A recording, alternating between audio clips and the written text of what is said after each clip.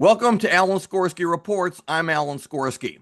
For many years, the name George Soros was synonymous with funding progressive Democrats, soft on crime district attorneys like George Gascon in Los Angeles and Alvin Bragg in New York City. We also know that George Soros funds many radical anti-America and anti-Israel groups who cause violence, vandalism, destruction, and support terrorism. But not until this past week did we have clear documentation, a 90-page report to be exact, who all these groups were and how much each of them received in funding from the Soros Foundation. Today's guest is one of my new heroes, Ryan Mauro, who is an investigative researcher at Capital Research Center, who just last week was interviewed by Glenn Beck to discuss this incredible discovery of information. To make this even better, the Department of Justice is now using this research to try to get an indictment against George Soros and his equally corrupt son, Alex. In the opening paragraph of this 90-page document titled Exclusive, Soros Open Society gave terrorist and pro-terror groups over $80 million. Opening paragraph reads as follows. Since 2016, George Soros' Open Society Foundations, now run with his son Alexander, has poured over $80 million into groups tied to terrorism or extremist violence. The evidence is stark. Open Society has sent millions of dollars into U.S.-based organizations that engage in direct actions that the FBI defines as domestic terrorism. These groups include the Center for Third World Organizing and its militant partner, Ruckus Society, which trained activists in property destruction and sabotage during the 2020 riots, and the Sunrise Movement, which endorsed the Antifa-linked Stop Cop City campaign, in which activists currently face over 40 domestic terrorism charges and 60 racketeering indictments. Ryan, thank you so much for joining me today. It is an honor to have you back. We don't have enough time for all of the praise that you deserve. Thank you so much. That's awesome. So, Thank you. And I know you see the importance of all of this because we've been talking offline. So it's been great to have you along for the ride because the past 2 weeks have been wild. great. So let me start with a real easy question. For years, I and many Americans have viewed George Soros as the face of evil. And I was always wondering, why hasn't somebody at one of these major think tanks or at Fox News done a deep dive into George Soros? After all, he has his hands, as we all thought, in all of the dirty things that go on in America and around the world. What took so long, and what got you to say, you know what? I think that I'm going to do a research on the Soros Foundation.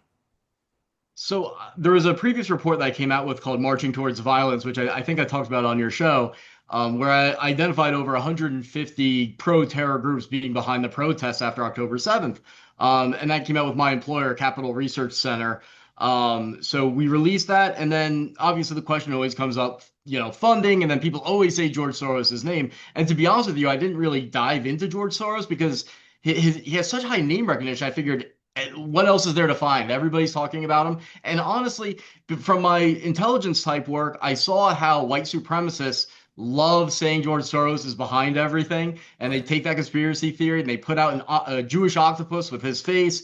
And so there's damage done when you say, even if it's accurate, that George Soros is behind a lot of things, because I see that contributes to anti-Semitism, depending on who's Right. broadcasting that. And so I just kind of put off to the side. And then I just went to the Open Society Foundation's website, which is his charitable network. And I started seeing groups that I recognize as pro-terror, but most people didn't know their names popping up. And then I realized something, which was that there's been a lot of reporting on Soros, but it's like each reporter, because they're so pressed for deadlines, they got enough for a report and then they release it. It was all drips and drabs. Right. So everything was all disconnected, and then there was nobody that actually spent the months. I mean, this took months to go through thousands of grants and say, I want to tally up how many pro-terrorism or terror-tied groups he gives money to that you can find in that time period, because everyone else is operating on a shorter timeline. So this is a major project that took a long time. But I think that's where the gap was. It was everyone assumed everyone else was doing it, and everyone was operating on short timelines. So you would get news articles here, op-eds there, media segments there, And it wasn't all tied together to get to this dramatic number that I found over $80 million going to 54 groups that are either domestic terrorists in the United States or are pro-terrorism, supporting the October 7th attacks, for example, in the U.S. Or abroad. And that's since 2016. And that's a low number, too, I think, because if you go to the Soros Open Society Foundation's website, they're open about the fact that they only list the ones they're comfortable telling you about. Right. They say publishing this could cause risk to the grantees or themselves, they're not putting it on the website.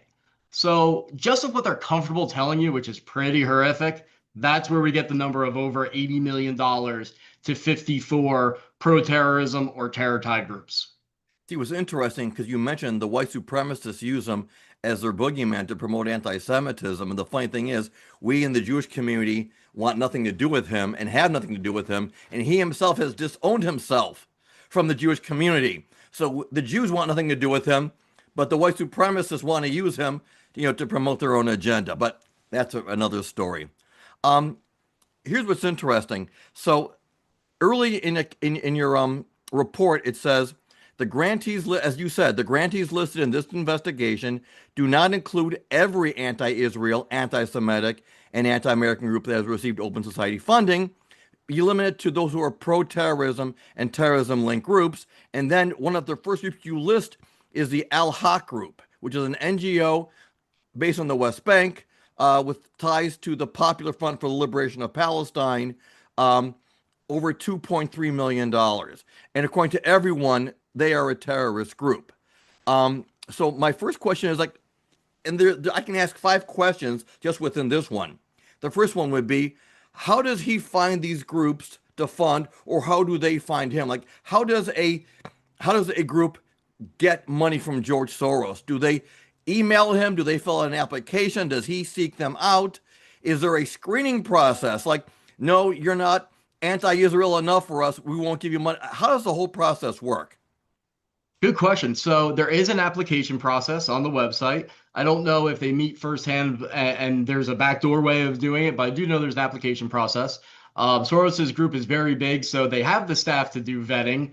It's possible someone in there is maybe more Hamas sympathizing than Soros is and kind of speeds it along. But the bottom line is that over the years, there's been enough of these small number of grants going to Hamas and PFLP linked groups. PFLP is the communist counterpart to Hamas. Right. They also participate in the October 7th attacks, which almost nobody seems to know. It was a communist and jihadist attack. Right. But they've been confronted in the past, and they'll deny that, meaning Open Society Foundations, that they're financing terror. They'll defend the grantees, but they've been confronted with this in the past. So not all of this is new to them. And what they'll say is that, no, we know that they're not connected to terrorism because we ran them through all the legal checks. They always fall back on what is legally prohibited and what is not, which is a very lame standard to have, and one that they would not hold anyone else to when making their judgments, because there's a lot of horrible things that you can do legally and get away with. But that's how they say, we're not financing terror because it's legal. It's a really lame excuse.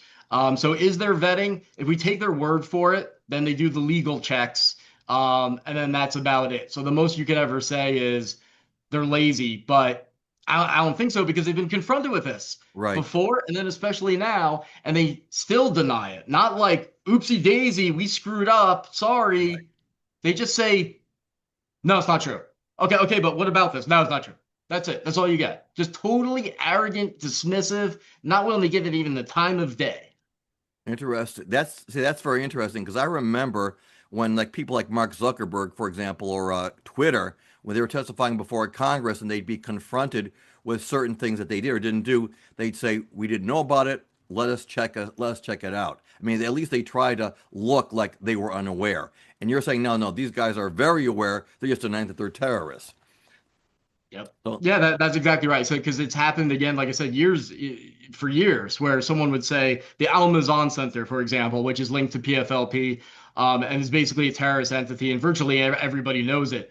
This is stuff that you find on Google. I didn't have to send in covert agents for it. Right. And that was the Soros Foundation's response, was just basically, no, that none of that's true. And I remember the Washington Free Beacon really pressed them on it. And That's just the answer that they got. So they're aware of it at this point. Somewhat, and that's why I said on Glenn Beck's show, I said, look, if you're any other billionaire run foundation that could be doing this, I'm willing to volunteer my time to help you vet, to give Right. you the biggest benefit of the doubt I possibly can, so that you can't be like, oh well, we didn't know. Like at least take that measure. I'm offering it for free.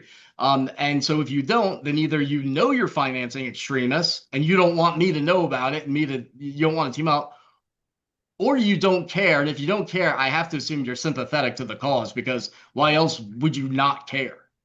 Right. So you mentioned it's called the Seven Amalek Group. Is that what how pronounced? That's one of them. Yep, Yeah, that's because one I group. did see that. I was wondering, is that a typo? Because it was a number and then the word Amalek. Yeah. What do you know about that group? So they're focused on what they'll say is like digital freedom, but it's just about digital freedom for their cause. But that's their way in. That's like if you want to be a lobbyist, it's actually pretty smart where you don't just say, oh, we're a Palestinian human rights group, because everyone's that's so common. Right. But taking an angle like digital rights, and using some other pretext, that's a smart thing to do. And so that group has held big events, and things like that. But their leaders celebrated October 7th, and they're connected to all these other groups as well. It's a web that is indeed very large, but also gets smaller the more you look at how one official will be in the leadership of like 10 organizations, Right. and someone will be related to someone else, and they'll know each other. So it is a bit of a social circle too. Okay, so I'm just gonna again just read some more things I pulled up, and again, we're gonna post the link to your report, on the show, and also in the those groups that post our site, because again, it's 90 pages, it's full of documentation of all groups, and we won't be able to get through everything, but I just want to kind of read some more from your report. It says grantees that directly assist domestic terrorism and criminality on U.S. soil, they were awarded $23.2 million. Grantees that have endorsed terrorist attacks like October 7th and or are directly linked to foreign terror groups or their front groups, they have received over 50 million, almost $50.5 million. And you list some of them. The Blackout Collective, Grassroots Global Justice Alliance, which has acknowledged ties to the Union of Palestinian Women's Committee, the Arab Resource and Organizing Center, and others. And then I read here that they were involved in blocking shipments coming from Israel to the docks in California. Now, that was interesting because I remember reading in the news, I think it was Oakland, California, Mm. that Palestinian groups blocked shipments, and somehow they got the unions involved, and they blocked them from docking and unloading. What can you tell us as far as like when you get these groups? Is there a tail? Like here, you connected a lot of dots. Do they connect these dots on the Open Society website, or is this through your own work where you're able to go from point A to point B, C, and D, how they're all connected to each other? All the Open Society Foundation information that's provided will just be the size of the grant, what year, and a very brief description that sounds very unobjectable. Oh, gave for human rights work, but then you actually look up the group, and by look up, I mean literally just Googling the group, you Right, find all of this. A lot of these groups I didn't have to do a whole lot of work. It right, was just organizing information that's out there. So yeah, the amounts that you're talking about, of that over 80 million, 23 million, a little bit over that, went to at least 7 groups that can be described as engaging in domestic terrorist activity, according to FBI's right, definition. People are always thinking of shooting and things like that, but economic sabotage, blocking ports, right, if you do it with your body instead of an explosive, it's still domestic terrorism. You're using a different weapon. That's right, it's just not the one that comes to mind. Harassment, violence. So there's at least 7 groups that explicitly do that. Others that are kind of involved in it, but I want to have the highest threshold possible for this so that nobody could attack it. Over 50 million went to 41 groups that are directly linked to foreign terrorist groups or have endorsed the October 7th attacks. So they may not engage in domestic terrorism on U.S. soil, but they vocally support the October 7th attacks. Sometimes make a little hint that violence on American soil is legitimate, but don't quite rise to the smoking gun level of that initial group. And then 9 million for the third category I made went to 5 nonprofits that I described as associates of terrorist groups or pro-terror groups. And that's an interesting one because some of these groups will condemn the October 7th attacks, but then they'll have like the leader of CARE on their board Right. who supports the October 7th attacks. So I wanted to separate that out. So those are the three categories here. The worst ones, the 7 groups that are most clearly involved in domestic terrorist activity, would include, hopefully I got them all here, the Center for Third World Organizing, which then brings in Ruckus Society and Blackout Collective into a hub within its own structure. The Movement for Black Lives, Dream Defenders, Dissenters, Sunrise, the Grassroots Global Justice Alliance, which actually consists of over 65 groups. Right. So when I say 7, I mean, it would be more accurate in a way to say many more than that, but I just wanted to go off of the entity that received the grant. The U.S. Campaign for Palestinian Rights, that has over 300 groups in their network. So you put together those 7 groups, which includes coalitions with much larger numbers, you get a really scary picture. So here's what's interesting, because, for example, again, you watch the news or you see these videos that go viral. We have seen the roads to the airports blocked off. We've seen takeovers at Grand Central Station in New York City. And so to the average person, they think, wow, they really organized quickly. But then I read in your report, it says the campaign, which I guess is the name of a group, has also created and distributed several guides that incite illegal acts of protest and point readers to websites that encourage more aggressive and criminal actions. Now, again, the rest of this paragraph, it says, for example, its Stop Gaza Genocide Toolkit glorifies disrupting targets transportation and business as usual, and links to guys to help protesters avoid identification. And basically, that fits the exact description of the events that we all saw. Shopping malls where they harass shoppers. As I mentioned, Grand Central Station. Here in New York, you had blocking at JFK and airports, I think, in California and in Chicago, and then, of course, all the college campuses. So what we're seeing here, Ryan, you correct me if I'm mistaken, these are not spontaneous organizations that were spread through, Facebook or WhatsApp groups. These were all under the guise of under the umbrella of these organizations funded by George Soros, which now makes me think that all these people whose lives were disrupted, missing your flights, or, you couldn't go shopping, or you couldn't get home from the train station on time, all of that is linked to George Soros's funding. I mean, this guy could potentially have the world coming down on him for all these things that most of us took for granted as just really well-organized protests. That's exactly right. And there's a lot of talk about RICO charges and this and that. And the New York Times confirmed that the Justice Department basically put out a directive to the attorney's offices in 6 states saying to prepare for investigations based on this report that I released, which was surreal to read. But to me, there's easier things to do that are more ironclad. Like we point out in the report that according to the IRS code, a nonprofit's tax exempt status does not allow you to engage in criminal activity. That can't be part of your mission statement. It actually uses words like encourage or sponsor or organize criminal activity. So even endorsing these, trying to promote them and getting people there, having a tax exempt nonprofit, despite what these groups like Open Society say, that's not a constitutional right. That's a privilege. Not everybody gets that. There are standards. So it's not an attack on free speech to lose your tax exempt status because you fail to follow the IRS code that you have to. I mean, that's just part of the rules. So to me, that would be the logical first step. And honestly, I and my colleagues, we could walk in there into the Treasury Department, the IRS's office website, if they wanted to do this. And if they wanted to focus more broadly than just RICO charges and the other things people are talking about and say, what's the easiest thing? It would not be hard for us to go in there, say, here's the data that you need on dozens and dozens, probably hundreds of nonprofits, and just start the process to revoke their tax exempt statuses.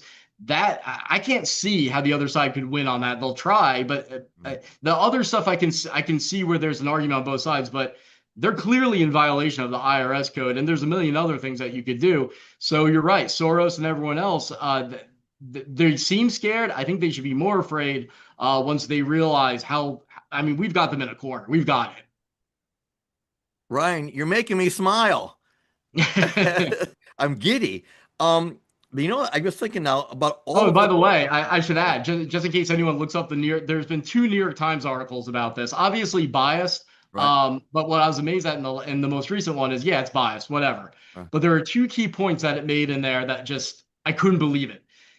They actually say in there, and you can tell they went through the report with a fine-tooth comb. Also because they reached out to us and were asking some very Ooh, questions about minor details, so I know right, that they really scrutinize it. And it actually says in there that the report shows Soros's money going to groups that support the October 7th attacks and engaging in acts of violence, specifically right, property destruction on U.S. soil. So the New York Times concedes that in their article, right, which is amazing because that shows that we're telling the truth. They're confirming that Soros yeah, and the Open Society Foundations are lying because they're denying that. So the right, New York Times ended up vindicating us. And the best they could do was downplay the significance of what we found because they're saying how Soros is the boogeyman behind everything. And you know what? They're right. We did. People on the right do right, exaggerate Soros's role and oversimplify it as if he controls everything, like he's like a super villain beyond of right. like biblical proportions. But their argument that, like, for example, the Center for Third World Organizing, they're like, well, only 2% of their revenue has come from Soros. That's kind of the point. Like that's the overall point here. It's not just Right. about Soros. It's yes, he's bad, but all these other groups, some of which are named in the New York Times report, are also doing it. There's an entire infrastructure that we need to go after on the basis of all this. And thank you, New York Times, for the vindication, because you just illustrated why the problem is so big, why it's beyond Soros, and why groups like the one I work for are so important. And you confirmed the central thesis of what we're saying. So thank you. You know what? I can't wait. Did you, just on a side note, you may not have even looked into this, but this is easy to find, I think, through Open Secrets. That's a website where you can find out where politicians get their money from. I'm wondering how many of them, because we know that progressive Democrats are definitely getting money from Soros. Again, we know that the Oh, yeah. DAs, some of the worst DAs in America, so that's going to be really cool. There's another group that you mentioned, and this one also got my attention. 18 Million Rising is the name of the group. US-based Oh, organization, right? They endorse Hamas, blah, blah, blah. But here's the thing, though. They also had a teach-in July about fighting Zionist influence in the Asian American community, as if we've got influence there, U.S. imperialism and Hindu fascism. And then it goes on, and here's the great part. For people of conscience and progressive movements in the United States, we see similarities between the resistance movement of Palestinians to military occupation movements, ending racist policy, white supremacies, Christian fundamentalism, targeting black people, LGBTQ. Okay, because this has been the biggest thing forever. The last 2 years, everyone from Douglas Murray on down, LGBTQ for Hamas is like chickens for Kentucky Fried Chicken. No yeah. one could understand the connection. But I said, understand something. They're all interconnected through their loathing of the U.S. and Western democracy. So that's their common hatred. And then again, and you see it right here. They're part of this group. And I remember after the George Floyd, killing in Minneapolis, that his cause was hijacked by Palestinian groups who drew a big mural of him with a keffiyeh around his neck and said, this is how they operate. They hijack other causes and make it part of their own. Now, again, I never knew what brought them all together, but your work right here, your documentation shows that nothing that's been going on for the last few years was about great organizing or about somebody who's got a great WhatsApp group. All of this was coordinated and funded by George Soros. And even though they bash capitalism, I want everyone to recognize, in fact, that I have a project in mind on how to illustrate this point. This is a business. Yeah, Like, if you look at the nonprofit paperwork of those that have to, because a lot of them get money through a fiscal sponsorship where you have another group house your nonprofit entity, and you can do that and then have no transparency whatsoever. It's amazing. But of those that actually have their own nonprofit entity, so they have to file certain paperwork, you will see some of them have large salaries. Some of them, have decent salaries, but still, it's a salary. It's still a business. Sometimes, and this happens in the nonprofit world a lot, the nonprofit gets the donations, you get Yeah. hired by it, but then the president might have a business that then the nonprofit shifts money to and hires for services. Right. So then you're getting money that way. And what you'll see with a lot of these groups is that if you look at their revenue and you compare it from the year prior to October 7th and the years after, you won't be surprised to see that the revenue dramatically increased, and so did their salaries. So they can bash capitalism all they want. Anti-Semitism is a profitable business, and that's what's running a lot of this, and they are cashing in. So I hope everyone understands that that's a business model. And imagine if things were different and the most selfish and honest people were at the top and this money was going to, for example, even anti-Israel groups that are genuinely pro-Palestinian, so they hate PFLP, they hate Hamas, but they're pro-peace. They actually want to do something constructive. They want to help Palestinians have health care outside of the Hamas social welfare system. They want to combat those horrible ideas that bog the Palestinians' aspirations down. Again, I'm not even saying they have to be pro-Israel. If this money went to Palestinian groups like that, so you Right. had groups like that leading the Palestinian American community, the Palestinian communities in Europe, you would have peace in the Middle East. The Right. problems that people complain about and they falsely blame on Israel and the United States would not exist if this money went to the right place. Right. So let me ask you a question again. We got a few minutes left here. So again, your report to me is just it blows the lid off of everything. That the Department of Justice is looking into it. That the New York Times wrote on it, and for them, based on their very low standards, they're basically tipping their hat to you that you did the job. Um, has there been anything in Congress? Have you been called about from Mike Johnson, anybody about coming to testify, or is it still too early for that? Well, I can't say it's too early because why not get the process started? But no, Right, I haven't. I actually have not heard from anybody. It was big on social media. right, It caused a little bit of a firestorm, briefly there. The Justice Department did cite it, the deputy AG, when he issued out that directive to the right, six states. But beyond what that directive encompasses, like I said, there's a lot of other groups that myself and Capital Research Center can help go after. There are other ideas and easier legal avenues that should be exploited. Right now, the attention is on the most difficult ones to pursue. right. I would like to see that corrected so that we can have success as quickly as possible. But amazingly, we have not heard from anybody about how to do that, even though it seems like everyone's aware of the report being released. So for anyone who's been criticizing or attacking you, are they attacking your work? Are they attacking the legitimacy of it? Or are they just saying, leave George Soros alone because he's a good guy? Um, or they basically mean, like you said, the New York Times couldn't even discredit the work you've done. So really, for all those who are attacking you, is it more that they're afraid that they're going to be caught now, or are they able to say that you said this, but here's really the truth, or can't they even do that? You know what's amazing about this? No one's attacking me, really. I mean, the New York Times did the most critical coverage, and the coverage was just that, oh, the administration wants to destroy the entire left-wing fundraising apparatus as part Okay. of civil society. Um, the second article was basically the same theme, and then mentioning the report in that context. But that's not really attacking the report. That's not really Right. attacking me. They said, oh well, Soros is only a small piece of the pie. Okay. Um, the only ones who have attacked us, and not by name, is the Open Society Foundations and Soros. But Right. the most they said was, oh, they're trying to take our free speech away by connecting us to terrorism on a false basis. And that's it, like a Yeah. paragraph. So that's how solid it is. Because you better believe if there was any flaw in there, they'd be exaggerating it. They'd be lying about it with a little kernel of truth. Nobody's contesting it. God. Listen, again, to me, this is like one of the biggest news stories ever because he's one of the most important figures on the left. The amount of damage that he has done to this country, you can't even put a price tag on it.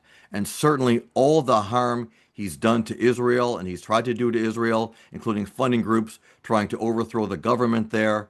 I mean, you really did the Lord's work here. So Thank God you. bless you. I don't know, like, what's the next step for you? Do you just wait now for the Justice Department to do their work? Are they in touch with you? Are they asking you for more documentation? Or right now, are you just like, okay, I did a great job. I'm on to my next project. I guess on to the next project until the That's government. it? Okay, so I I guess mean, now it'll be on to Sunday football for you then, I guess, right? I guess Until I this mean I guess so. unfolds. If the government reaches out and Right. asks and says they could use help with something, of course that takes priority. But that message has not been delivered to me. I did obviously use various contacts of mine to make sure this report got into the right hands at the senior Right. levels of the Trump administration. But that's all indirect. So Okay. I'll continue doing that. But there isn't a direct connection where um, a direct collaborative relationship. I know the president of Capital Research Center, Scott Walter, and this has been reported, has talked to senior White House officials and handed out my previous report, Marching Towards Violence, that laid out the Right. anti-Israel network. But that's very different. Passing along information, basically advertising your work, is Right. a lot different than having a conversation of, well, what are we going to do about it and how can you help? Right. And that conversation has not happened. Okay, but listen, it'll get there. As you know, again, as I've read, the DOJ is, they've gotten their hands on this now, so that's a great thing. So, Yeah. Ryan Mauro, investigative research at the Capital Research Center, you did a hell of a job. I'm very proud of you, and I'm thrilled to have you. And remember, when you make it really big, just remember Alan Skorsky. You made me. I Okay, know. there you go. All Okay, Ryan, have a great, great day, man. We'll talk soon. right. Thank you.